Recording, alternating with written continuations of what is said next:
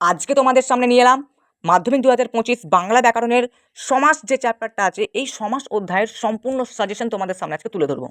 ঠিক আছে, তোমরা অনেকেই টেনশনে আছো যে সমাস আমি কি করে পারবো, সমাস কি করে আমি কোথা থেকে কি জোগাড় করবো, আমার একদম পড়া হয়নি স্যার, কিভাবে আমি সমাজটাকে কমপ্লিট করবো। টেনশন করতে হয় না।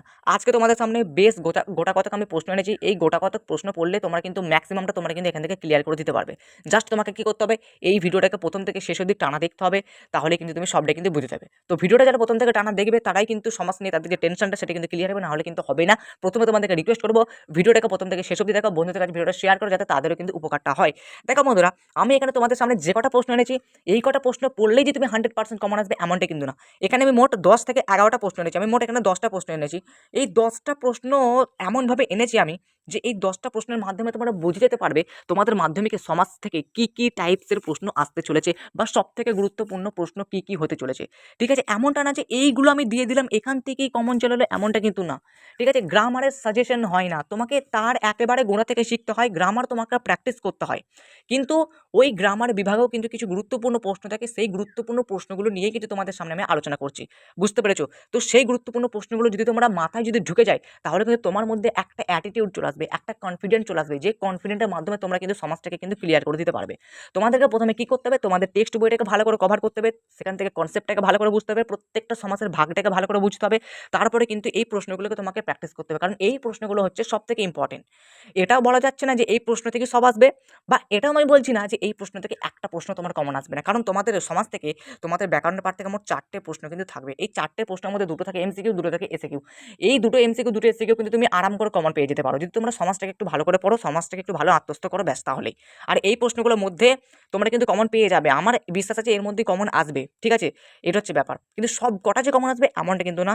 এবং যে কটা আমি প্রশ্ন এখানে দিয়েছি সেই কটা প্রশ্নের মধ্যেই আসবে এমনটা আমি বলছি না। এই টাইপসের কিন্তু প্রশ্ন তুমি কমন পাবে মাধ্যমিক পরীক্ষাতে, এই হলো ব্যাপার। তো চলো এবার কিন্তু মূল সাজেশন আমরা পৌঁছে যাই। তার আগে একটা খবর দিয়ে রাখি বন্ধুরা, আমাদের কিন্তু এর আগে একটা ভিডিও কিন্তু পোস্ট করেছিলাম, যে ভিডিওতে তোমাদের বাংলা ব্যাকরণের মোট 4টে চ্যাপ্টারের আমি কিন্তু সাজেশন একসাথে কিন্তু আলোচনা করেছিলাম, এবং উত্তর সহকারে পিডিএফ নিয়ে কিন্তু আলোচনা করেছিলাম। সেই ভিডিওটা যারা দেখোনি তারা কিন্তু ডেসক্রিপশন বক্সে গিয়ে প্রথমেই একটা ভিডিও লিঙ্ক দেওয়া আছে, সেই ভিডিও লিঙ্কে ক্লিক করে তোমরা কিন্তু সেই ভিডিওটা দেখে নেবে। সেখান থেকে কিন্তু পিডিএফটা আমরা শেয়ার করেছি, পিডিএফটা তোমরা কীভাবে নেবে তার যাবতীয় ডিটেলস কিন্তু ভিডিওতে কিন্তু বলে দেওয়া আছে।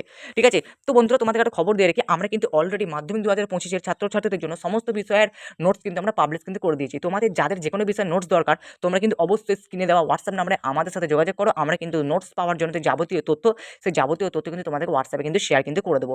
ঠিক আছে, যাদের যে বিষয়ের নোটস দরকার, আমাদের সমস্ত বিষয়ের নোটস তৈরি, কিন্তু হ্যাঁ এর জন্য একটা কিন্তু বিষয় প্রতি একটা মূল্য কিন্তু আমরা ধার্য করেছি।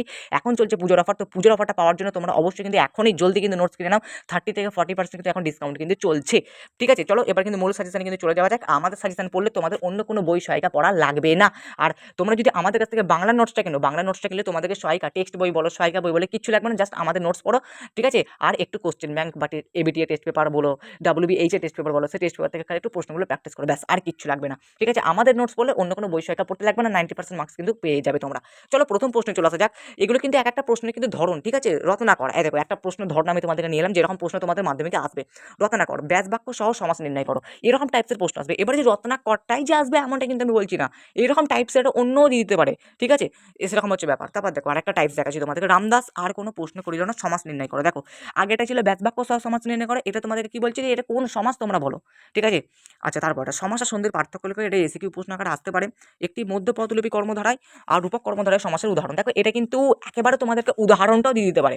ঠিক আছে, একেবারে তোমাদেরকে উদাহরণটা দিয়ে বলেছে সমাস নির্ণয় করো, তখন তোমাকে বলতে হবে যে মধ্য পদলোপী কর্মধারা এটা, এরকম করে তোমাকে কিন্তু ভালো করে বুঝে নিতে হবে, এবং ঘুরিয়ে ঘাড়িয়েও কিন্তু প্রশ্ন কিন্তু আসতে পারে, সেটা কিন্তু তোমাকে নিজেকে বুঝতে হবে। উপমিত উপমান কর্মধারায় সমাসের পার্থক্য লেখো, দ্বিগু বহুব্রী শব্দের অর্থ কি, নিত্য সমাস কাকে বলে, ব্যাস বাক্য সহ সমাস নির্ণয় কিছু কিছু আমি দিয়ে দিয়েছি ইম্পর্টেন্ট, যেগুলো যেমন কাজল কালো, ঠিক আছে, প্রত্যক্ষ, দশানন, মুখোমুখি, নীলকণ্ঠ, রাজর্ষি, যেমন ইম্পর্টেন্ট যেগুলো থাকে সেগুলো আমি দিয়ে দিয়েছি। নদীকে আজকে অপরূপ রূপ দিয়েছে, সমাস নির্ণয় করো। তারপরে দেখো কপি ফুলের মতো ফুলকপি, এটা কোন সমাস। এই হচ্ছে 10টা টাইপস, এইরকম 10 টাইপের প্রশ্ন তোমাদের আসবে। সর্বপ্রধান যে তোমাদের টাইপসটা থাকবে সেটা হচ্ছে তোমাদের সমাস নির্ণয় করতে দেবে, আর তোমাদেরকে কি বলবে না ব্যাস বাক্য সহ সমাস নির্ণয়, এরকম টাইপসের প্রশ্ন তোমাদের কিন্তু থাকবে। এইরকম টাইপসের প্রশ্ন ভালো করে পড়ে নিও, টেক্সট বইটাকে ভালো করে ফলো করো। যারা আমাদের কাছ থেকে নোটস নেবে তাদের আর টেক্সট বই ফলো করা লাগবে না, আমাদের নোটস বলে সবটা ক্লিয়ার হয়ে যাবে। এই হলো আমাদের মোটামুটি একটা ভিডিও। চলো পরবর্তীকালে ভিডিওতে তোমাদের জন্য বাদ বাকি যে পার্টগুলো আছে সেগুলো নিয়ে আলোচনা করবো। আবার দেখা হচ্ছে নেক্সট একটা পাওয়ারফুল ধামাকাদার ভিডিওর সাথে।